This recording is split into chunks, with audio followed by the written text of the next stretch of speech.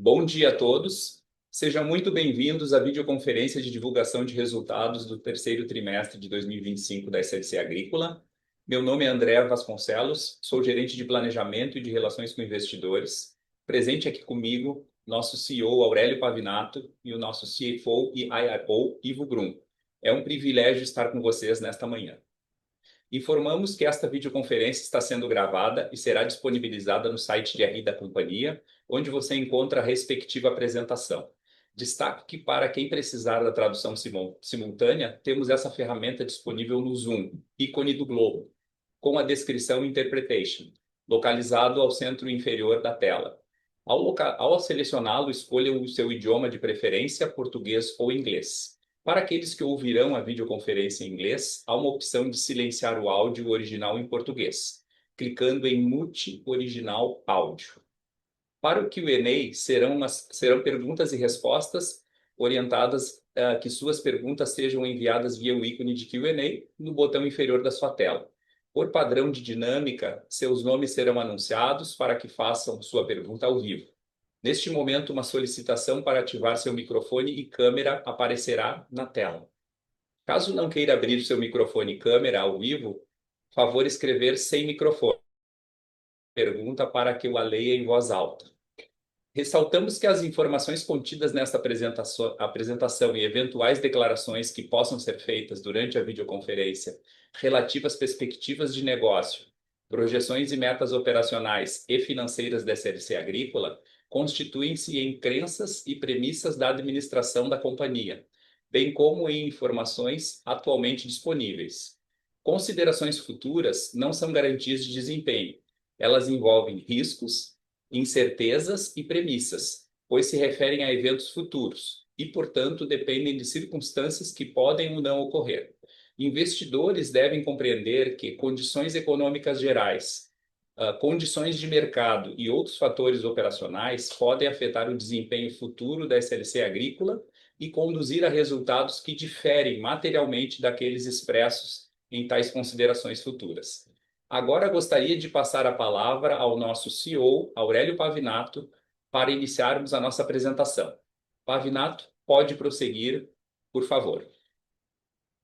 Obrigado, André. Bom dia. Agradecemos a participação de todos na videoconferência de divulgação do resultado do terceiro trimestre de 2025 da SLC Agrícola. Vamos para o slide 4, por favor, onde vamos comentar sobre o mercado do algodão. O terceiro trimestre de 2025 foi marcado pela estabilidade nas cotações de algodão no mercado internacional e brasileiro, entre 65 e 67 centavos por libra, resultantes dos fundamentos de oferta e demanda a nível global. A expectativa de consumo mundial de algodão, cuja estimativa, segundo dados do USDA, para a safra 25-26 é de aproximadamente 119 milhões de fardos, frente a um cenário de produção de 118 milhões de fardos, o que resulta em um balanço global de oferta e demanda deficitário em 1 milhão de fardos. Em relação à demanda, estima-se que a indústria de fiação vem operando de forma estratégica, carregando estoques de matéria-prima e produto acabado abaixo da média histórica, reduzindo assim a liquidez futura do mercado e promovendo um arrefecimento nos preços. Tal comportamento de retração da indústria vem sendo provocado pelo aumento da aversão ao risco, reflexo de um cenário global mais desafiador, com taxas de juros e inflação em níveis altos e tensões geopolíticas. Acreditamos que a estabilização da inflação e o movimento de redução das taxas de juros iniciado nos Estados Unidos e Europa, importantes regiões consumidoras de artigos têxteis, são movimentos fundamentais para a melhora das expectativas de empresários e dos consumidores no contexto global. Falarmos sobre a soja. As cotações da soja no contrato spot da CBOT apresentaram significativa volatilidade ao longo do terceiro trimestre de 2025, ao passo que no mercado doméstico os preços se mantiveram relativamente estáveis. De fundamental importância no momento é o acompanhamento da colheita da safra norte-americana de soja, onde a área plantada no país foi reduzida em 7%, saindo de 87 milhões de acres para 81 milhões de acres. A nível mundial, o balanço entre oferta e demanda deverá apresentar produção superior ao consumo em aproximadamente 2 milhões de toneladas, sendo esse saldo um dos menores nos últimos anos. Vamos avançar para o slide 6 para falarmos sobre o milho. Os preços do milho no contrato spot da CBOT e no mercado doméstico brasileiro apresentaram oscilações de maneira divergente ao longo do terceiro trimestre de 2025. Os preços de milho no Brasil, apesar de movimentos negativos de curto prazo, encontraram um importante patamar de suporte, amparados pela crescente demanda nacional decorrente do crescimento da indústria produtora de etanol de milho. O mercado global de milho atravessa uma conjuntura de equilíbrio momentâneo, onde projeta-se uma produção superior à demanda de apenas 5,7 milhões de toneladas. Vamos para o slide 8 para falarmos sobre o nosso desempenho operacional na safra passada, 24-25. A safra de soja foi totalmente colhida, atingimos 3.960 quilos por hectare, 21% superior ao ano anterior, praticamente estável em relação ao nosso orçamento, e 9,4% superior à média nacional. No algodão, atingimos uma média geral de 1.914 quilos por hectare de pluma, inferior ao nosso projeto e à média nacional devido à seca ocorrida em algumas fazendas na Bahia. O milho segunda safra atingiu um recorde histórico de 8.243 quilos por hectare, 9,3% superior ao projeto inicial e 27% superior à média nacional. No slide 9, trazemos o custo unitário da safra 24-25, que, em consequência das maiores produtividades, apresentou expressiva queda versus a safra 23-24. A soja apresentou queda do custo unitário de 27% em comparação com a safra anterior, enquanto o milho registrou uma redução de 17%. O algodão, média entre primeira e segunda safra, sofreu em virtude da menor produtividade e aumento do volume com defensivos em relação ao nosso orçamento. No slide 10, demonstramos a nossa posição de hedge atual para a safra 24-25.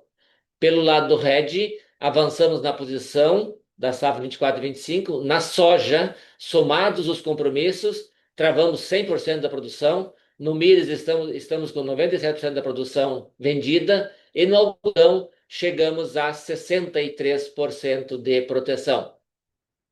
Passo a palavra agora para o colega Ivo Brum para comentar sobre o nosso desempenho financeiro. Ivo, por gentileza, pode prosseguir. Bom dia. Por favor, ir para o slide 12, onde trazemos alguns destaques do nosso demonstrativo de resultado. Primeiramente, nossa receita líquida totalizou no trimestre 2,1 bilhões, um crescimento de 28% em comparação com o mesmo período do ano passado. Esse resultado demonstra o maior volume faturado de soja e milho. No semestre, a receita líquida atingiu 6,3 bilhões, crescimento de 27%. No trimestre e no período acumulado de 9 meses, atingimos um recorde histórico de volume e receita faturada. O nosso EBITDA ajustado no trimestre alcançou 531 milhões de reais, com margem de 25,5%. No semestre, alcançamos um EBITDA ajustado de 2 bilhões, com margem de 32%, em linha com o nosso histórico. Passando para o resultado, o lucro líquido foi negativo de 14,5 milhões, uma redução de 2,8 milhões em relação ao trimestre anterior. Essa variação ocorreu devido aos seguintes fatores: incremento de 343 milhões no lucro bruto, aumento nas despesas de vendas gerais e administrativas e outras receitas e despesas operacionais em 132 milhões de reais, sendo 51 milhões de reais não recorrentes, referente à venda para terras da empresa cindida da Sirens. Tivemos também resultado financeiro negativo de 126 milhões e aumento no imposto de renda e contribuição social. O principal fator que gerou prejuízo na venda da empresa cindida da Sirens para Terros foi a inclusão de todo o CAPEX de desenvolvimento de área, nessas respectivas áreas que foram cindidas. Esse montante foi gasto no passado, logo não foi parte direta no valuation dessa transação, tanto na compra quanto na venda. Nos 9 meses, o lucro líquido atingiu 636 milhões de reais, evolução de 19% em relação ao mesmo período do ano anterior. A geração de caixa no trimestre foi de 567 milhões e nos 9 meses foi negativa em 1,5 bilhão, refletindo os investimentos no período. A geração de caixa livre positiva no trimestre refletiu o momento do ciclo financeiro, com o término do pagamento dos custos da safra 24/25 e o início do faturamento do algodão e do milho da respectiva safra.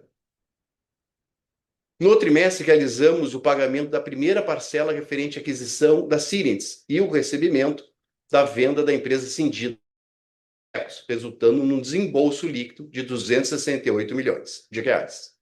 No acumulado do ano, fizemos o pagamento dos investimentos relevantes, tais como 180 milhões referente à última parcela da Fazenda Paysandu, 329 milhões de reais relativos à última parcela da aquisição da participação minoritária da SLC Lendico, 361 milhões pela aquisição da Fazenda Paladino, 95 milhões pela compra da fazenda em Unai, Minas Gerais, 103 milhões pela aquisição da participação minoritária na SLC MIT, 268 milhões referente à primeira parcela da aquisição da Sirens, líquido do recebimento da Terros. E, além disso, tivemos 241 milhões relativos ao pagamento de dividendos do exercício de 2024. No slide 13, apresentamos a nossa posição de endividamento. A dívida líquida ajustada da companhia encerrou o terceiro trimestre em 6,2 bilhões, apresentando um aumento de 2,8 bilhões em relação a 2024. Esse incremento na dívida líquida decorre principalmente dos investimentos estratégicos realizados. A relação dívida líquida EBITDA ajustado finalizou o período em 2,3 vezes. No slide 14, vamos falar sobre o perfil do endividamento da companhia. Em relação ao perfil de endividamento, houve uma evolução em relação ao segundo trimestre de 2025, passando de 65% no longo prazo para 69% no terceiro trimestre de 2025, com um duration de 1.168 dias, ante 980 dias no final do primeiro semestre de 2025. Para terminar, informamos que o Conselho de Administração da companhia aprovou um programa de recompra de 10 milhões de ações. Essas ações serão mantidas em tesouraria para alienação ou cancelamento. Passo a palavra para o Pavinato para apresentarmos as nossas perspectivas para a safra 25 e 26. Obrigado, Ivo. Vamos para o slide 16, por favor, onde vamos falar sobre as perspectivas para a safra 25/26.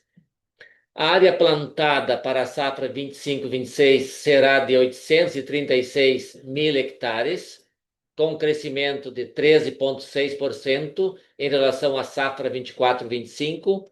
A área de algodão cresce 11%, a de soja 14% e a de milho 29%. Podemos avançar para o slide 17, onde apresentamos os status do plantio de soja. A semeadura da soja, que possibilita a implantação das culturas de algodão e milho segunda safra, teve início em 18 de setembro e até o dia 4 de novembro tínhamos plantado 62% da área e que apresenta um bom desenvolvimento. No próximo slide, slide 18, mostramos as produtividades divulgadas para a safra atual. As produtividades estimadas para a safra 25/26 refletem a expectativa da companhia em relação ao potencial produtivo das lavouras, considerando sua evolução histórica, curva de tendência e a maturidade das áreas.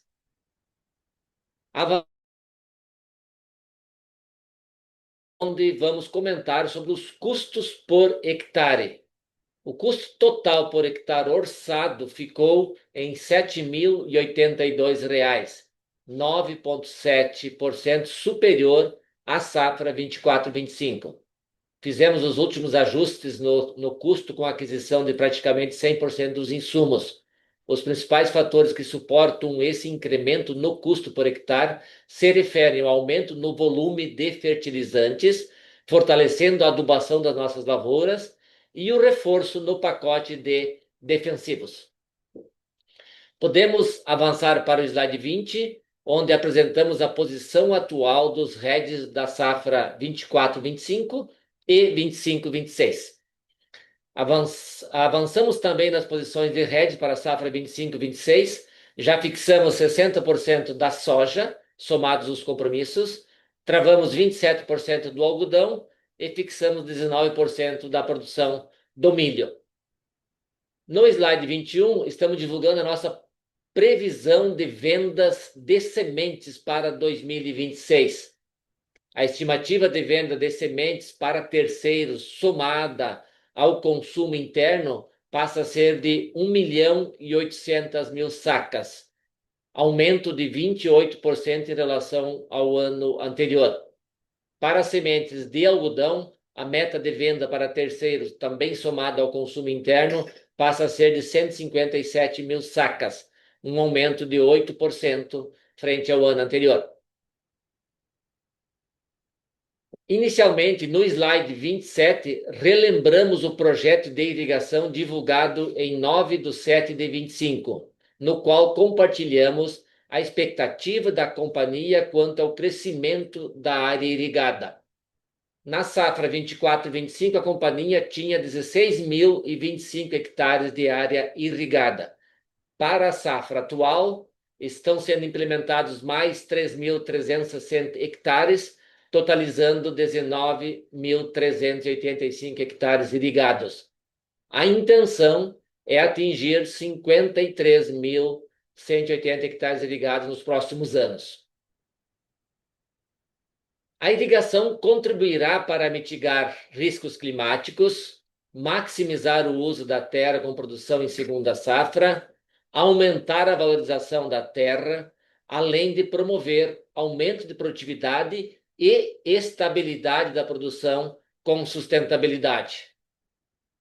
Agora, passamos para o slide 25, no qual apresentaremos a estratégia do negócio de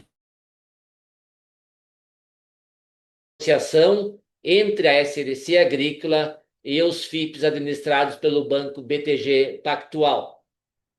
Então, os objetivos são monetizar as terras a preço de mercado, maximizar a eficiência operacional por meio de projetos de irrigação, um contrato de parceria agrícola, remuneração do parceiro 19% da produção obtida e um prazo de contrato de 18 anos, posteriormente sendo renovado de 3 em 3 anos.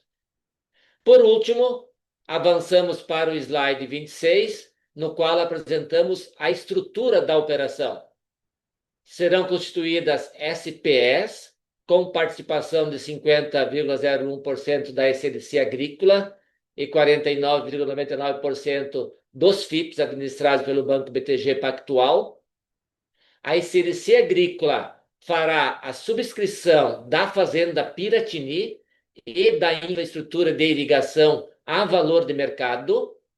Os fundos aportarão 1.033 bilhões, sendo 914 milhões à vista no closing e 119 milhões a ser aportado na conclusão do projeto de irrigação da Fazenda Piratini, provavelmente no segundo semestre de 2026.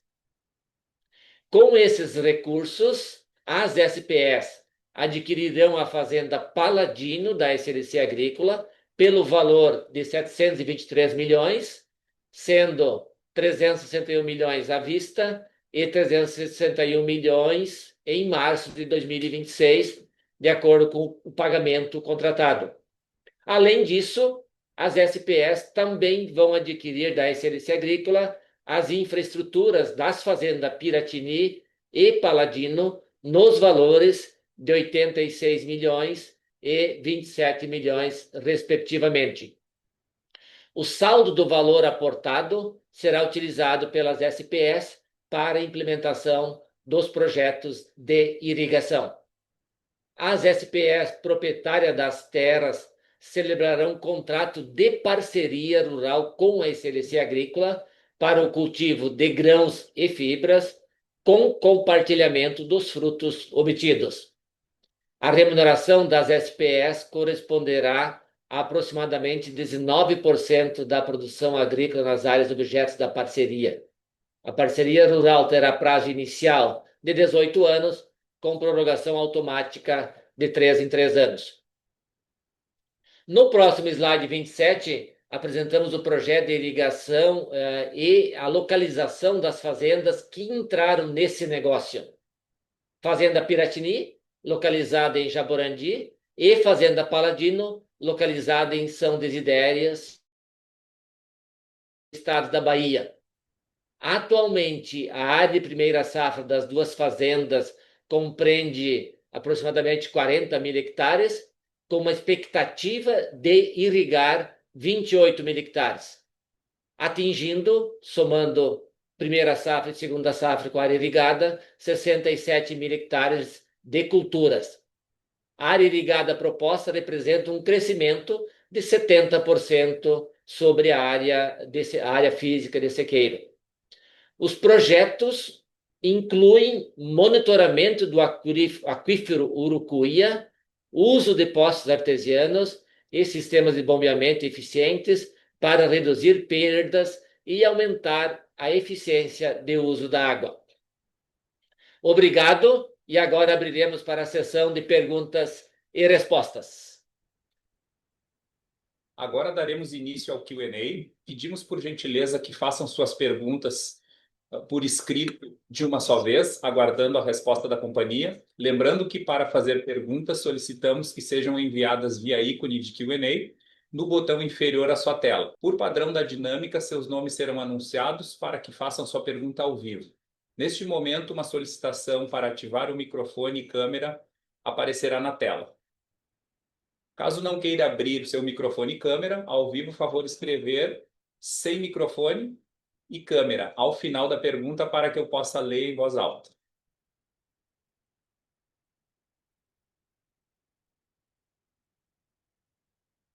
Então, temos aqui a primeira pergunta, então, do senhor Lucas Ferreira. Lucas, por favor, pode abrir seu microfone e câmera e fazer a sua pergunta. Banco JP Morgan.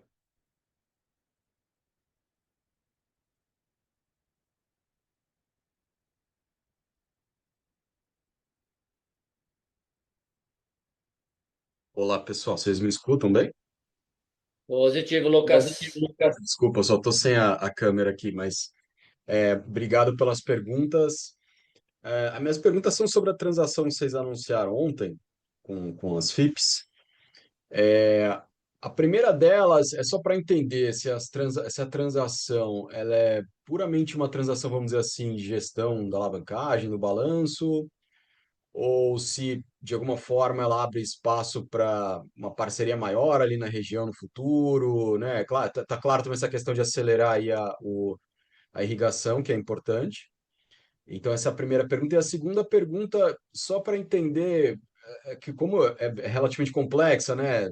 A transação tem parte da produção que vai ficar com as FIPs lá na frente. Primeiro, como é que vocês avaliaram a Piratini nessa transação, se ela versus o que ela estava na avaliação, né, de NAV de vocês, aquela anual, e se tem alguma estimativa que vocês podem compartilhar ou não, na visão de vocês, vamos dizer assim, o custo, né, implícito dessa transação com essa divisão aí dos volumes lá na frente. Obrigado. Obrigado, Lucas, pela pergunta. Sim, Lucas, vou detalhar um pouquinho mais a transação para vocês entenderem, né? Então, nós aportamos a Fazenda Piratini. pelo valor de appraisal. Então, esse é o aporte que a gente fez, além do sistema de irrigação que nós tínhamos implantado até o ano passado. E a infra que entrou junto nesse pacote. Então, as SPS, elas serão donas das terras, serão donas da infra e serão donas do sistema de irrigação. E aí a SLC Agrícola vai operar essas duas fazendas. Com o dinheiro que a gente está captando, então, com os investidores, a gente vai adquirir a Fazenda Paladino. Quando a gente consolida as duas juntas, nós vamos ter 50% e os fundos 50%. Então, é como se a gente tivesse vendido metade de cada fazenda. Então, a gente vai continuar sendo dono de 50% da Piratini e sendo dono de 50% da Fazenda Paladino. Então, esse é o racional. O nosso aporte é a Fazenda Piratini. O aporte dos investidores é o dinheiro. E com esse dinheiro a gente compra a Fazenda Paladino, que nós havíamos comprado da Mitsui há alguns meses atrás, né?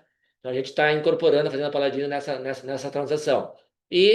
Essas SPS elas vão fazer os investimentos adicionais em irrigação. Então, para nós, é um dinheiro que permite a gente acelerar os projetos de irrigação e acelerar a geração de valor nessas duas fazendas.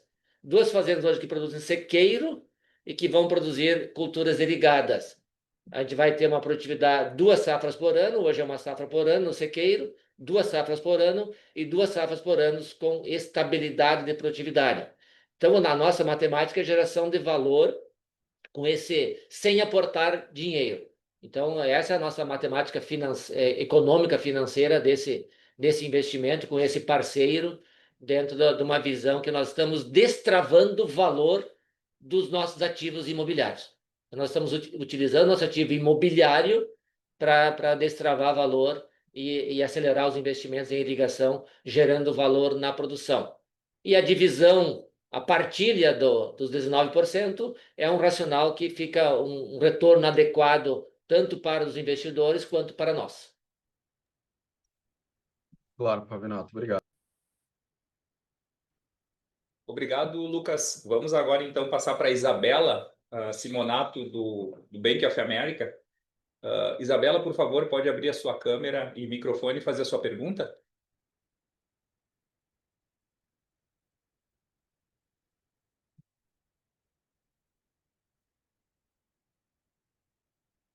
Isabela, está conosco? Oi, agora sim, vocês me escutam?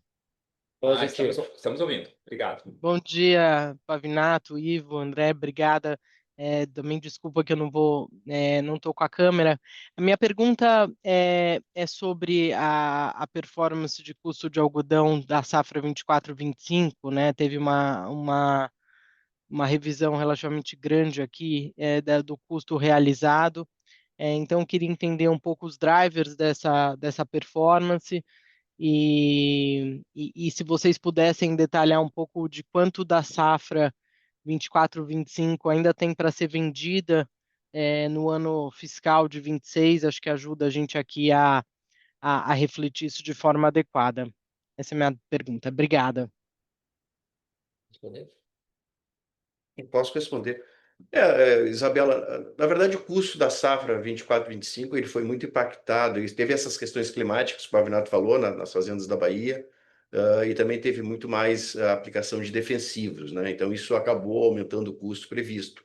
Logicamente, uma coisa que tem que tomar muito cuidado quando a gente olha o custo é que a gente compara o custo orçado com o dólar que a gente orçou na época, foi 5,40, né? Ao longo do ano, o dólar chegou a 6,20, né? Então, teve parte dos fertilizantes, parte dos insumos que custaram um pouco mais caro, mas tiveram uma contrapartida na receita, né? Como a gente faz o hedge, ou seja, vende o câmbio na mesma data que a gente paga os fornecedores, isso, de certa forma, equilibrou com o hedge. Então, assim, não é uma perda de margem. Então, tem que descontar essa diferença também relevante que é o próprio câmbio, tá? Basicamente, isso é a grande diferença no custeio. Complementando, Isabela, até por isso que o nosso custo realizado 24-25 ele ficou maior do que o orçado. E quando a gente olha o nosso orçamento agora está aumentando o custo 9,7 versus o orçamento. mas versus o realizado, o aumento é bem menor. Bem menos. Então, nós estamos entregando, verdade. nós estamos entregando um resultado agora em 24 e 25, né, em 2025. Então, o aumento de custo para 26 vai ser de 9,7. Ok, é 9,7. Mas, comparado com o realizado nesse ano, a diferença é bem menor. A diferença aí é de 4 pontos percentuais somente e não 9,7 pontos percentuais de aumento de custos em 25, 26 versus 24, 25. E sobre o volume, só para terminar, o volume, então, a nossa expectativa é entregar pelo menos 45% do volume produzido 24, 25 até o final do ano, né? Então, logicamente, a gente fez uma colheita que finalizou em agosto, você começa a beneficiar, então o volume que é carregado nesse terceiro trimestre não é um volume significativo, grande volume, e efetivamente, para complementar esses 45% do volume de ser entregue, vai acontecer agora no quarto trimestre. Tá super claro. Obrigada. Obrigado, Isabela. Vamos para a nossa próxima pergunta. O senhor Henrique, então, do Bradesco BBI, Henrique Brustolin. Por favor, pode fazer sua pergunta, Henrique.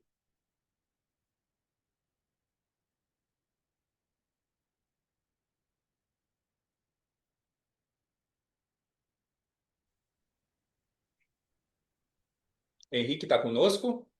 Tô. Bom dia, Pavinato, Ivo, André. Obrigado por pegar minhas perguntas aqui. Eu tenho dois temas que eu queria explorar. O primeiro sobre a transação também. O primeiro ponto é como que vocês avaliam quão replicável esse modelo pode ser olhando para frente, né? De fazer a parceria para ajudar a financiar expansões e principalmente esse projeto de irrigação.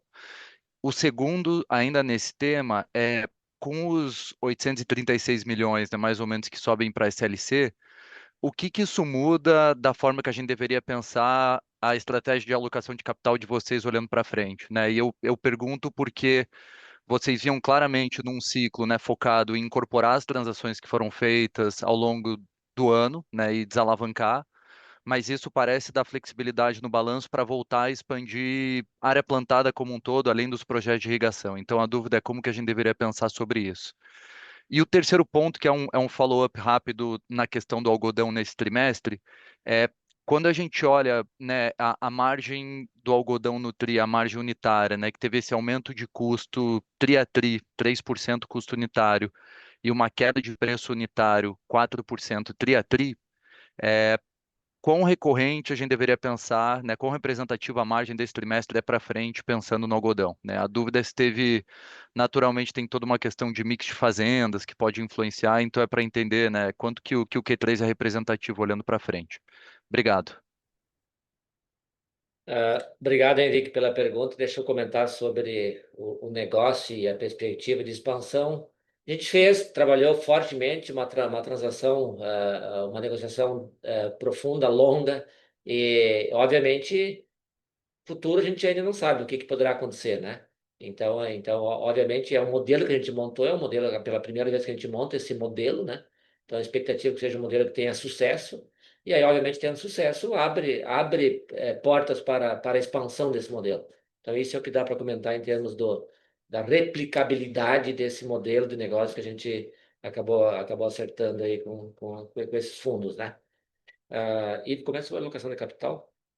Tá bom. Bom, a alocação de capital aqui, na verdade, como tu falaste, né, Henrique, abriu um espaço importante aqui para a gente continuar crescendo, né? Se tiver boas oportunidades, logicamente, nosso objetivo é aumentar a área arrendada, né? A gente foca menos em compra de ativos, mais arrendamentos. Logicamente, isso tem uma demanda de capital de giro, também de capex de máquinas, mas, logicamente, essa redução do endividamento nos ajuda e nos posiciona novamente no momento que a gente pode continuar crescendo, tá? E aí, para falar do algodão, realmente esse trimestre que o algodão teve uma perda de margem. Basicamente, o que nós temos aqui? Primeiro, as fazendas fazem a diferença, e nós tivemos nesse trimestre especificamente a colheita da área da Bahia, né, que foi a área que a gente mais colheu antecipadamente, porque o Mato Grosso terminou lá em agosto. Então foi o algodão que foi vendido. Então a margem especificamente da Bahia ficou menor, porque nós produzimos menos, consequentemente o lucro bruto dessa região vai ficar um pouco menor. a tendência é uma melhora nessas margens, porque vai começar a entrar agora o algodão do Mato Grosso a ser vendido, do Maranhão, onde as margens são bem superiores, tá? Então, assim, não dá para pegar essa margem desse trimestre como sendo a margem, assim, média para a safra. Uhum. Perfeito. Muito obrigado, pessoal. Lucas, Eric. Obrigado, Henrique. Vamos agora, então, à próxima pergunta do senhor Matheus Enfeld, do UBS. Matheus, por favor, pode abrir a sua câmera e fazer sua pergunta?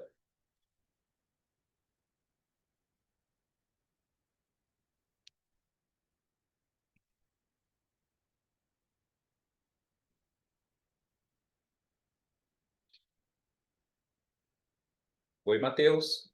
Opa, bom dia, Pavinato, Ivo, André. Obrigado pelo tempo e parabéns pelo negócio. Minha primeira pergunta é sobre produtividade da soja e a safra 25-26, principalmente no Mato Grosso. A gente tenta aqui acompanhar a chuva nas fazendas de vocês e me parece que as chuvas em outubro especificamente foram um pouco abaixo do que o mercado estava esperando e bastante abaixo de média histórica aí do ano passado, que eu entendo que foi um ano muito bom. Como é que vocês enxergam o risco de produtividade agora? Se já estava incluído uma visão um pouquinho pior de clima para esse momento do ano, ou se tem alguma preocupação adicional, dado que a gente viu de chuva até agora? Essa é a primeira pergunta. E a segunda pergunta sobre o algodão, Pavinato, eu queria pegar tanto uma visão sua sobre o potencial do Brasil continuar colocando área de algodão. O IMEA e algumas outras consultorias já colocam queda de área de algodão para a próxima safra, Conab ainda um pouco mais otimista. Como é que você enxerga esse movimento? Vocês veem mais espaço para crescimento de área de algodão no Brasil? E especificamente sobre vocês, tinham uma expectativa de conversão das áreas adicionais a serem convertidas para algodão nos próximos anos? Queria entender como é que está a cabeça de continuar, de seguir esse plano para a conversão para mais área de algodão, dado o nível de patamar de preço que a gente está vendo agora. Então, são essas duas. Obrigado. Beleza, Matheus. Obrigado pelas perguntas. Matheus, o Mato Grosso, então, esse ano, ele começou chovendo muito bem. O mês de setembro choveu mais do que o histórico, mais do que o normal. Então, o plantio iniciou muito bem, iniciou na época certa. Outubro, choveu bem menos do que o normal no Mato Grosso. Então, tem fazendas que não faltou chuva nenhuma e tem fazendas que em algumas lavouras faltou algum pouco de chuva no mês de outubro, né? Então, quando a gente olha o conjunto da obra do Mato Grosso, está ok. Tem fazendas, tem lavouras muito bonitas, com alto potencial, e tem algumas lavouras, não mais que 5, 10% das lavouras que tiveram algum déficit hídrico no mês de outubro, né? Então depende muito mais agora das chuvas de novembro. Agora, novembro voltou a chover normal, então depende muito mais da chuva agora de novembro e dezembro. Chovendo bem agora novembro e dezembro, expectativa nossa é que a produtividade seja muito boa, talvez parecido com o ano passado, né? Em termos de produtividade das fazendas do Mato Grosso, né? Então esse é o resumo. Então, por enquanto, a safra do Mato Grosso ela tá bem encaminhada. E nas demais fazendas, a gente está plantando agora, Maranhão e Bahia, então está chovendo agora, então normalizou as chuvas. Então, por enquanto, a gente está aí com a expectativa de atingir o nosso projeto de soja na safra atual. E considerando que é um ano de laninha, um ano similar ao ano passado, então a expectativa é que os próximos meses sejam meses normais de chuva, especialmente no Nordeste, a gente tem uma safra muito boa novamente, né? Sobre o algodão, o Brasil, nos últimos anos, o Brasil ele realmente conquistou um espaço extraordinário a nível mundial, né? Hoje, o Brasil produz 14% da produção mundial de algodão. O Brasil hoje representa 30% das exportações mundiais de algodão, coisa que há 30 anos atrás o Brasil era importador de algodão e não tinha relevância nenhuma no mercado de algodão. E ao longo desse período, o consumo de algodão a nível mundial praticamente não subiu muito pouco, na verdade. Então, o Brasil realmente tomou posição de outros players mundiais. Então, esse é o papel que o Brasil está exercendo, porque nós temos uma produção muito, muito competitiva aqui no Brasil. A nossa produtividade aqui no Brasil de algodão de sequeiro é a melhor do mundo, né? Então, quando tu pensa Brasil, realmente o Brasil ele está ocupando um espaço. O mercado internacional hoje está no patamar baixo, então o preço que está hoje, ele não motiva a expansão da área plantada, por isso que está sofrendo alguns ajustes para baixo, redução de área plantada, especialmente dos entrantes.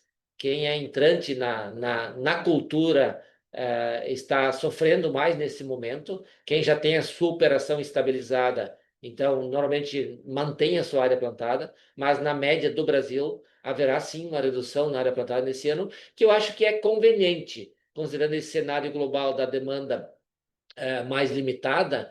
A demanda ela está crescendo lentamente, né? Quando pega os últimos 3 anos, a gente voltou a crescer a demanda, né? Há 3 anos atrás era 113 milhões de fardos, agora esse ano vai para 119 milhões de fardos de consumo. Então, quando o preço ele é mais baixo, como está agora, gera um estímulo na demanda. E aí essa demanda está acontecendo. Então, nós como SLC, a gente tem toda uma estratégia de analisar fazenda a fazenda, onde que a cultura é mais rentável em comparação com a soja, com o milho, e a gente então planta mais ou menos algodão. Obviamente que nesse nível de preço, a gente deverá retirar o pé em termos de novos projetos. Vamos aguardar uma recuperação nos preços para a implantação de novos projetos, novas algodoeiras. Então, isso é meio que natural. A gente maximizar os ativos que nós temos hoje. O algodão é uma cultura de ciclo longo, de ciclo financeiro bastante longo. Então, com esse juro alto, não é interessante você alocar capital tanto em capex quanto em working capital, que o algodão demanda muito. A gente compra insumo, paga, planta, colhe e vai faturar um ano e meio depois essa receita, né? Então, essa é a nossa visão hoje em termos de alocação de capital e crescimento na nossa área de algodão. Obviamente, o projeto de irrigação da Bahia, ele tem um foco de plantar soja como primeira safra e algodão em 3/4 da área como segunda safra. Então, ali na Bahia, onde a gente vai implantar a irrigação, a gente vai continuar expandindo a área de algodão como segunda safra, que é o algodão mais eficiente, mais barato por libra produzida, o algodão segunda safra. E por isso que ao longo dos anos a grande expansão do algodão no Mato Grosso, que é o algodão segunda safra, e agora na Bahia, algodão segunda safra via irrigação. Tá claro. Só um follow-up nessa, Pavinato. Essa decisão de esperar um pouco mais para converter a área em algodão, isso também se aplica para as áreas da Seahens, que vocês tinham o plano de iniciar a conversão para algodão em 2, 3 anos. Especificamente lá são 3 fazendas que nós ficamos, né, da Cientes, né? 2 fazendas do Maranhão. Tem uma fazenda que nós já estamos construindo uma algodoeira na fazenda ali ao lado de uma delas. Então ela já vai estar atendida em termos de algodoeira para nós colocarmos algodão. A outra fazenda é uma fazenda que tem um alto potencial para soja e milho segunda safra. Então a gente vai fazer conta entre algodão e milho segunda safra versus algodão. Então, provavelmente, neste caso, a gente vai postergar o investimento em algodão nessa segunda fazenda do Maranhão. Na fazenda lá do Pará, esta nunca foi a nossa estratégia de botar algodão, sempre foi soja e milho, né? Perfeito, muito obrigado. Reforçando, né, Matheus? Assim, essa combinação de juros altos com preço baixo, ele tira esse incentivo. Se o juro cai, pode ser que isso já, com 68 já dê jogo para fazer algodão. É que hoje, com essa combinação, fazer investimento, pagando juros de 15% ao ano no mínimo, né? Ele tá pesando muito em qualquer retorno de investimento. Sim, sim. Obrigado. Obrigado, Matheus. A nossa próxima pergunta, então, vem do Gabriel Barra, do CIT. Gabriel, por favor, pode fazer a sua pergunta.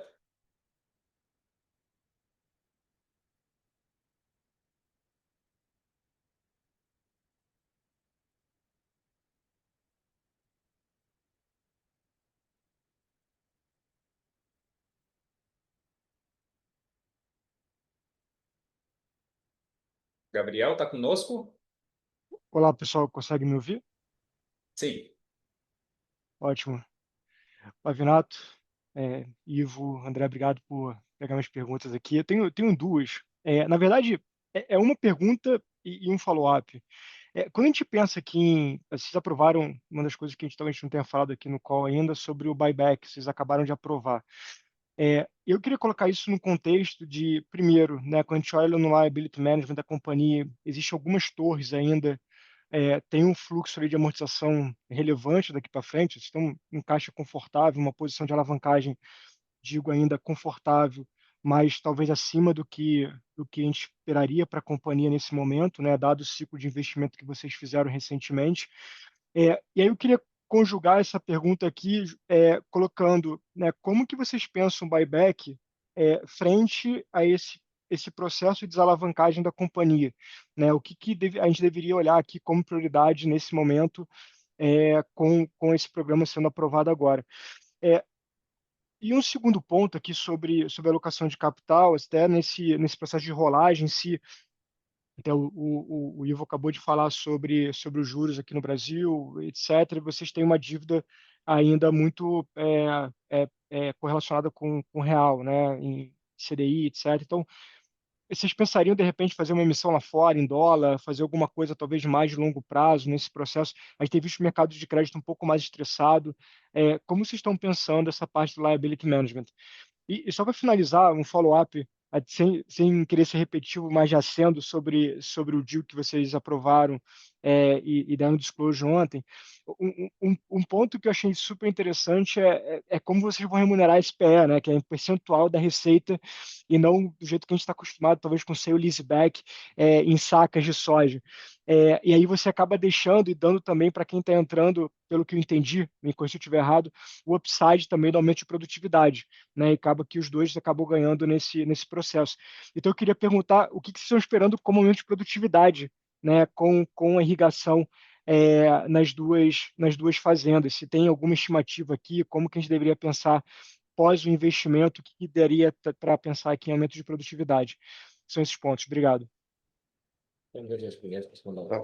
Então vamos lá. Sobre o buyback, Gabriel, é o seguinte: importante realmente esse deal vai trazer a companhia para dentro de uma alavancagem que vai nos deixar mais confortáveis, né? A gente sempre sinalizou que o nosso conselho aqui recomendou que a gente não passasse muito de 2 vezes a relação dívida EBITDA, né? Agora nós fechamos o trimestre com 2,3.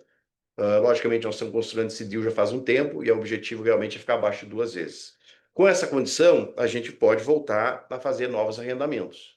Mas aí, quando tu vai olhar o share buyback, o que a gente está dizendo aqui? Está dizendo o seguinte: as terras, como nós estamos com preço muito baixo da ação, né, não faz nenhum sentido hoje a companhia comprar terras, né, porque a terra mais barata que temos aqui é a ação da SLC Agrícola.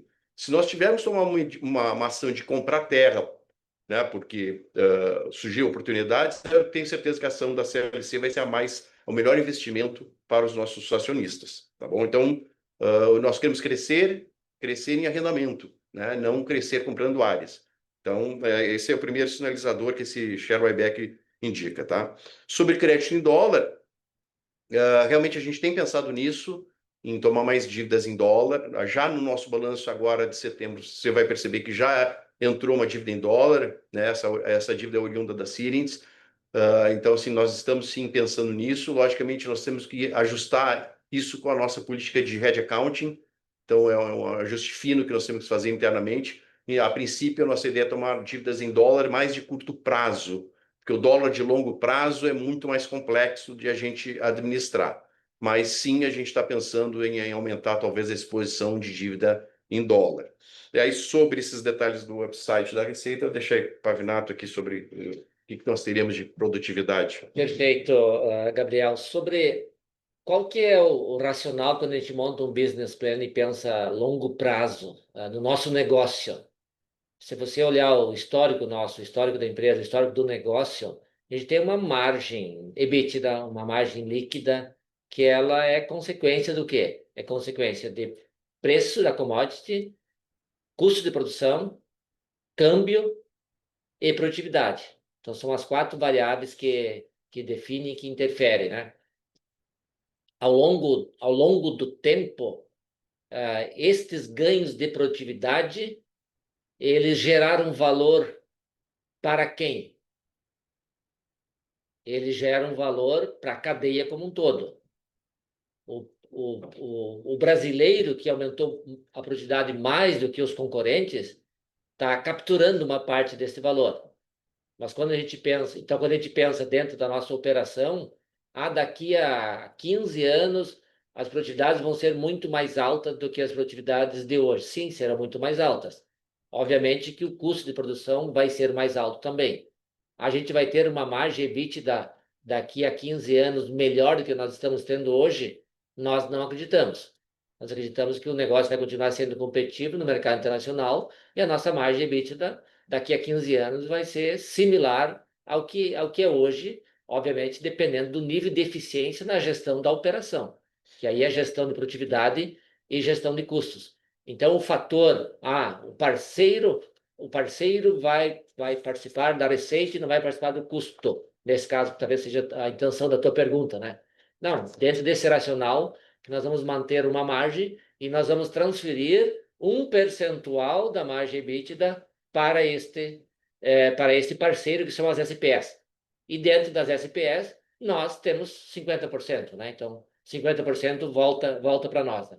Então, esse é o racional de que, para nós, na verdade, a parceria agrícola, para nós que somos operadores, é uma divisão de frutos obtidos muito mais resiliente, porque o arrendamento por si só tem anos em que quebra a safra, a produtividade é baixa, e quem que sofre? O operador.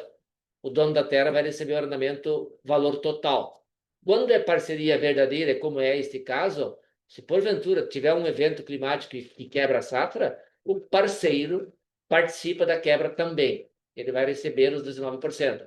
Então, na nossa visão e dentro de uma lógica de longo prazo, que nós queremos crescer com áreas arrendadas, esse modelo de parceria agrícola, na nossa visão, ele mitiga riscos, porque eu nunca vou pagar de equivalente arrendamento um percentual maior que esse, né? Mesmo em anos que a safra não seja tão boa, né? Então, então o parceiro fica exposto na produção e fica exposto no preço, né? Ele fica exposto às duas variáveis e não fica exposto somente no preço. Hoje, o arrendamento que a gente tem quando é sacas de soja fixas por hectare, o parceiro está exposto somente no preço da soja, né, e não está exposto na produção. Então, esse é o racional desse negócio, que a gente acredita que vai gerar valor de uma forma justa, né, para ambos os sócios. Não, desculpa, acho que talvez não tenha explicado corretamente, mas era exatamente nessa linha, né? O upside e o downside estão compartilhados dentro do SPE, né? Se você aumenta a produtividade, o seu parceiro também ganha mais com isso. A minha pergunta é até mais Exatamente. o quanto você conseguiria gerar de receita adicional com a irrigação, talvez um pouco mais nessa linha. Foi até minha pergunta, mas ficou super Assim, claro. não, perfeito. Só para complementar, então, a gente faz um racional grosseiramente, né? Nós temos hoje uma cultura de sequeiro, que tem anos que produz bem e tem anos que produz 70%, 80% do normal.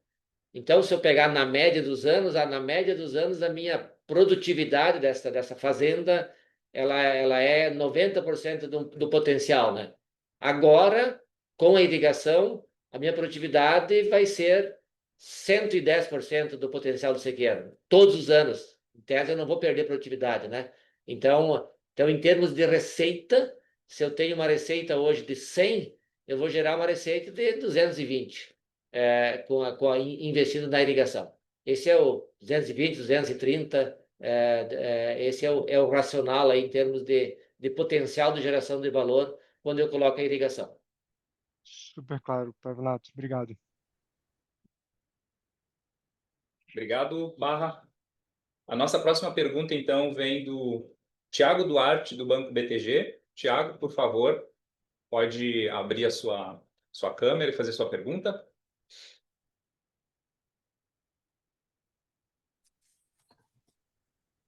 Oi, pessoal, muito bom dia.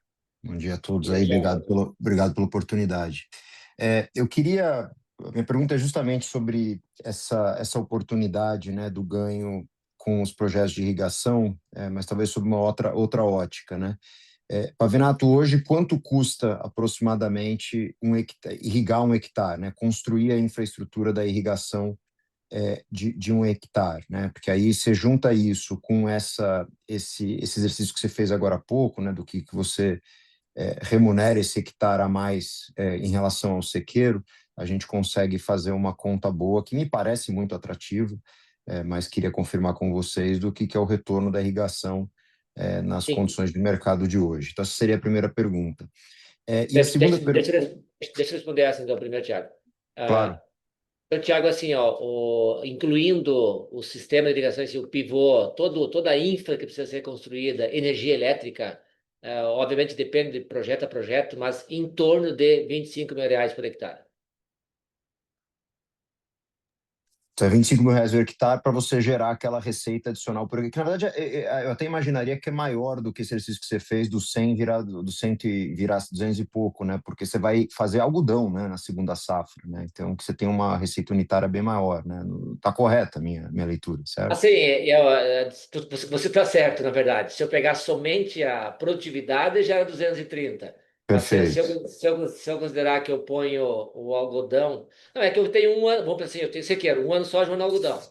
Então, nos 2 anos, eu gero 8 mil com soja, mais 20 mil com algodão, ou 22. Então, eu gero 30 mil.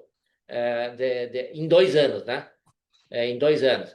Agora eu vou gerar os 30 mil, mais a produtividade adicional por ano, né? Então, Perfeito. a conta eu acho que é essa. Então, eu vou gerar no mesmo ano, eu vou gerar as duas culturas e com a produtividade bem maior, né? E a produtividade, no caso do algodão da Bahia irrigado, realmente ela tem surpreendido positivamente quando tem irrigação, né?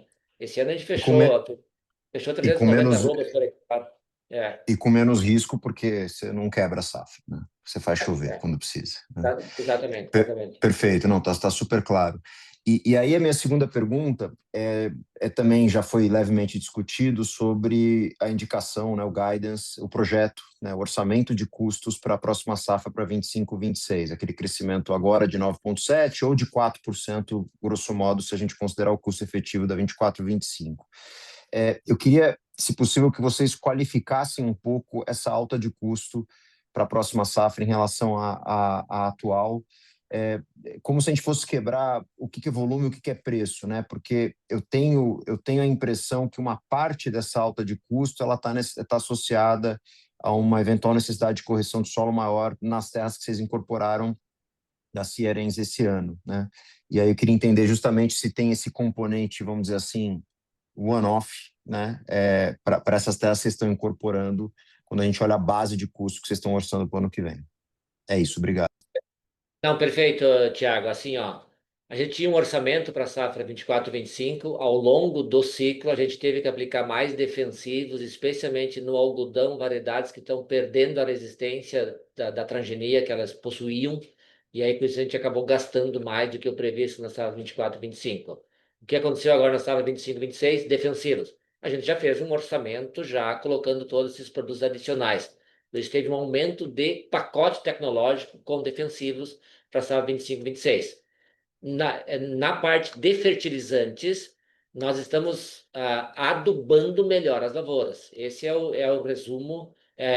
Não é especificamente nas fazendas incorporadas. No geral, dentro de um cenário que nós tínhamos de preços dos fertilizantes, e a gente conseguiu comprar o fertilizante, o super simples, no caso, que é a principal fonte que a gente usa de fósforo, por exemplo. O potássio, esse ano, a gente comprou com um preço bem mais barato do que o ano passado, tanto que o nosso pacote de fertilizantes ele praticamente não subiu este ano versus o ano passado. Então, a variação de preço foi pequena, 2, 3% de variação de preço em dólar, né? Em dólar, nos fertilizantes, se considerar em reais, o preço não subiu. A gente comprou bem os fertilizantes para a safra 25/26, e aí, de certa forma, a gente estimulou e planejou adubar melhor as lavouras.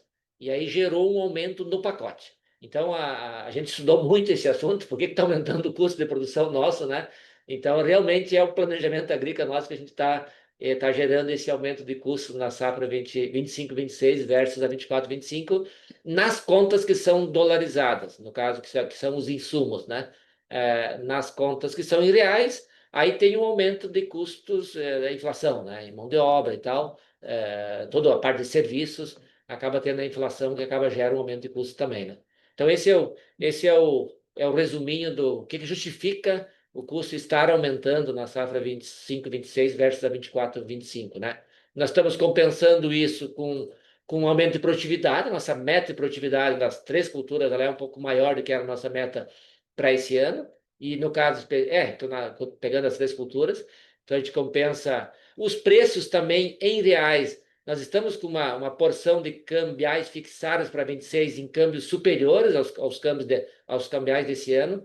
Por isso que mesmo com esse aumento de custo, a gente está ainda num cenário de a gente conseguir entregar níveis de rentabilidade em patamares similares. Obviamente vai depender muito da produtividade.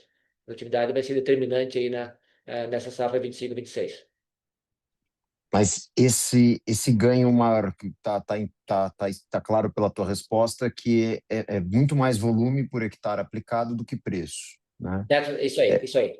E aí a minha pergunta é se esse volume, ele é, vamos dizer assim, uma vez, não, ele vai acontecer agora e aí normaliza depois, ou se é um outro patamar, né? Mas entender a recorrência desse volume aplicado por hectare médio. Eu vou te responder. Se os preços continuarem baixos, o volume reduz na safra seguinte. Se os preços se recuperarem e subirem, talvez não reduza. Então tem uma conexão aí com o preço das commodities e o quanto que a gente deve investir nas lavouras. Tá bom, muito obrigado. Beleza.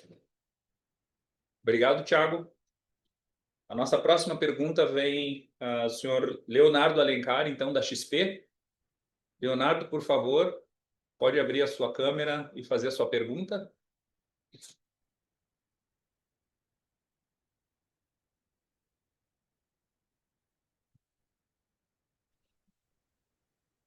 Bom dia, Pavinato. Bom dia, Ivo. Bom dia, André.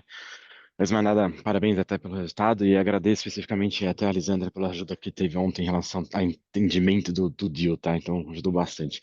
Eu queria ainda voltar um pouco no tópico do deal. Eu sei que você comentou, Pavinato, que foi uma coisa que foi construída por muito tempo, tá? E foi difícil destravar, então foi realmente foco nesse. Então, não que tenha nada mais no pipeline. Mas só fazer um exercício aqui, né? Entendo que parte da atratividade desse deal especificamente é que vocês tinham uma aquisição recente, ainda um CapEx elevado para irrigação nessa área especificamente, por isso que eventualmente ficou essa distribuição de 50-50.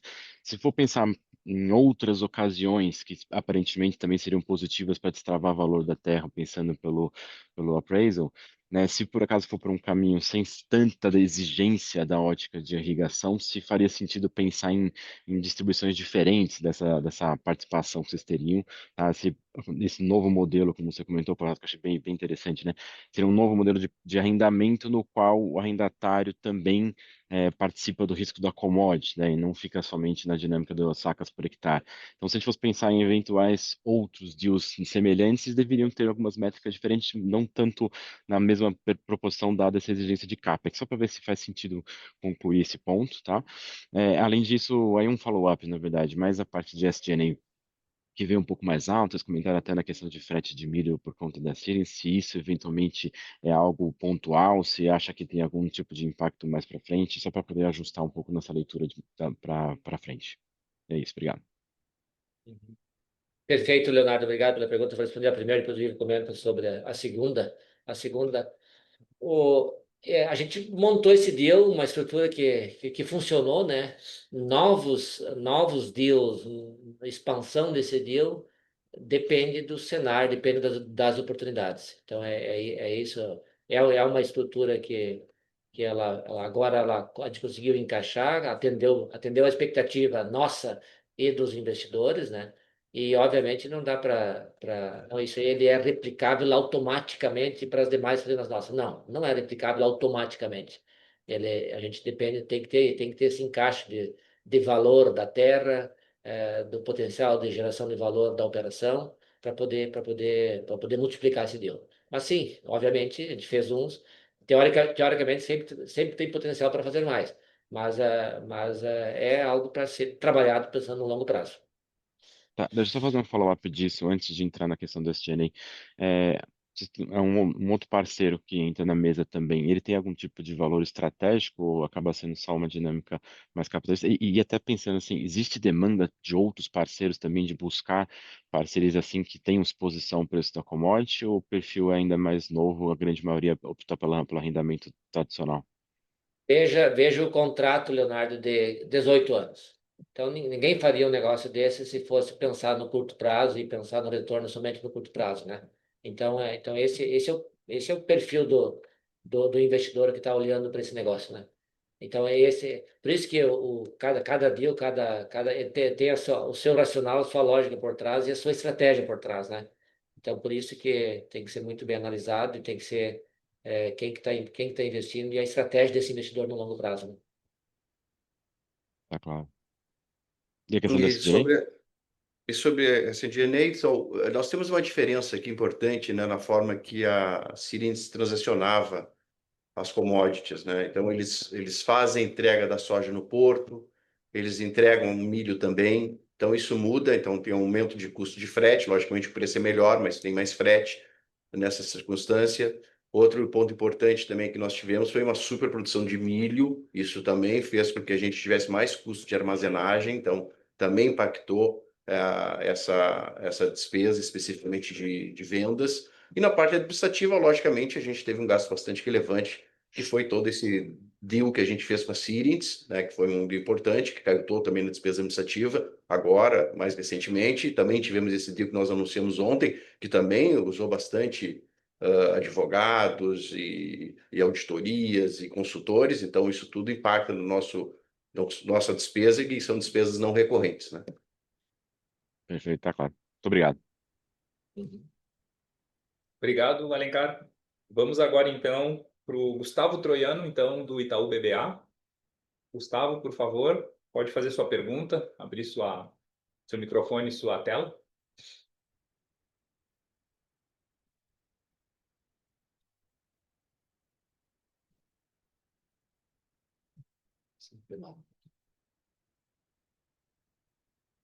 Fala, pessoal, vocês me ouvem? Positivo, Gustavo. Bom dia, obrigado pelas perguntas, pessoal. São dois pontos que eu queria explorar aqui, na verdade. O primeiro, acho que a gente discutiu bastante sobre, né, a SPE e os retornos potenciais, mas eu queria tentar explorar um pouquinho sobre o timing, né, sobre esses investimentos de irrigação, especialmente. Vocês colocam que na Paladino seria de 2028 até 2030. Mas seria legal explorar um pouco o passo a passo, né, para a gente chegar lá, até para a gente entender um pouco, uma vez aprovado, né, todas as necessidades de captação de água, energia elétrica, se esse capex seria despejado de uma vez só, né, nas fazendas, ou se seria ao longo dos 3 anos. Então, mais para entender a curva, né, de extração desse retorno todo que a gente discutiu anteriormente aqui. E aí a segunda pergunta, pessoal, sobre alocação de capital, eu queria tentar relativizar um pouco as oportunidades que vocês têm indo para frente, né? A gente já discutiu bastante expansão em arrendamento potencial, expansão em irrigação, e tem uma terceira vertente aqui que seria legal ouvir de vocês também, que em meio a esse, né, crescimento do etanol de milho no Brasil, eu queria entender se tem alguma oportunidade para vocês de surfar isso, né? Seja via alguma parceria com algum operador de indústria, dado que a gente viu alguns formatos parecidos, né, acontecendo no Brasil. E aí, nessa relação entre arrendamento, irrigação e potencial investimento em etanol de milho, seja ele como for, como é que vocês priorizariam, né, essas vertentes aqui, dado que, enfim, tem vários projetos e o capital eventualmente vai se limitar, né? Então, mais para entender um pouco a cabeça de vocês nesse sentido. Obrigado, pessoal. Beleza, obrigado pela pergunta, Gustavo. O investimento em irrigação neste projeto que nós anunciamos ontem, então na Piratini a gente já tem as outorgas de água, já tem a energia, por isso que nós já vamos já estamos contratando a expansão da área de 6.300 hectares já para a gente fazer o investimento em 2026, com o dinheiro o caixa que vai ter as SPS, mais a geração de caixa da parceria, né? A Paladino, nós colocamos 28 a 2030, justamente, que é o prazo que nós temos hoje. Em termos de outorga de água, a gente já tem boa parte das outorgas conseguidas, então, aparentemente, a gente vai conseguir todas as outorgas mais rapidamente, mas a energia não. A energia, então, hoje, o projeto está desenhado com a Coelba, é de nós ter a energia em 2028, por isso nós colocamos o investimento a partir de 2028. E aí, dentro da geração de caixa das próprias SPE, a gente vai ter recursos para fazer os investimentos 2028, 2029, 2030, em 3 anos ou em 2 anos, fazer tudo. Depende aí então da decisão naquele momento, né? Então, então a gente está hoje, de certa forma, confortável com o desenho montado em termos de entregar esse projeto no prazo combinado, né? Sobre a alocação de capital, a alocação de capital aí agora, aquela história, quando a gente tem opções de alocar capital, é bom, né? Você não é obrigado a alocar capital somente em uma alternativa, né? Então é isso, e obviamente depende muito desse custo de capital. Hoje nós temos um custo de capital muito alto, então hoje tem que pensar duas vezes antes de alocar um capital em qualquer negócio, né? E obviamente, então, a irrigação a gente já comentou aqui, a gente vai alocar esse capital, tem esse projeto estratégico, então ali parece que é uma alocação que faz todo sentido, porque além de ela aumentar a produção, aumentar a produtividade, gera estabilidade, gera resiliência, quer dizer, ajuda a estabilizar e mitigar o risco da empresa. Então parece que esse é um projeto que a gente não tem dúvida, né? Os demais projetos, inclusive que você mencionou, essas possibilidades, são alternativas, que a gente vai decidir então aonde alocar capital. Obviamente que a ação a esse preço, o buyback talvez seja a melhor alocação. Pensando nos próximos anos, à medida que a gente gere mais caixa e começa a reduzir a nossa dívida, e obviamente a empresa crescendo, o nível de alavancagem vindo abaixo da nossa meta, que é em torno de 2, então a gente vai poder decidir daí aonde alocar o capital. Mas o buyback sempre é uma opção e especialmente neste momento em que a ação está muito descontada, ela está hoje 50% do nosso NAV, né? Então, por isso que a gente aprovou esse programa, para ter essa opção de sempre recomprar ações. Mas pensando no longo prazo, eu vou crescer, eu vou investir na agregação de valor, ou eu vou recomprar ações. Nós temos que fazer conta e decidir pelo melhor investimento do capital. Super claro. Muito obrigado pelas respostas. Obrigado, Gustavo.